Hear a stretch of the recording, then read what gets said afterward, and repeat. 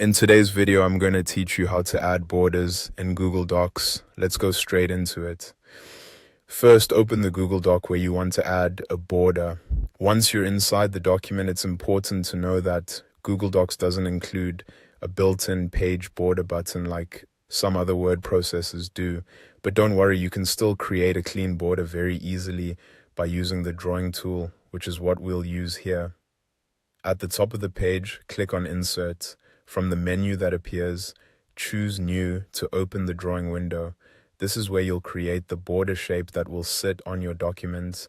Inside the drawing tool, click the Shapes icon, then hover over Shapes again in the drop-down menu so you can see the available shape options. From there, select the rectangle. The rectangle works well here because it gives you a neat outline that can act as a page border.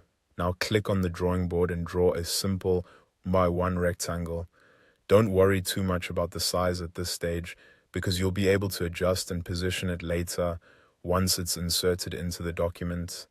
The main goal here is just to create the shape that will become your border. Next, click on the color icon for the shape fill. Since you want this to look like a border and not a solid box covering your page, choose transparent. This removes the fill color and leaves only the outline visible, which is exactly what you need. After that, click on border thickness and choose how thick you want the border to appear. A thinner line usually gives a subtle, professional look, while a thicker line makes the border stand out more. Pick the option that best matches the style you want for your document. Once you're happy with the shape, click Save and Close. Google Docs will place the drawing into your document. From here, you'll need to adjust how it behaves on the page. Change the image setting to wrap the text so you can move it around more freely.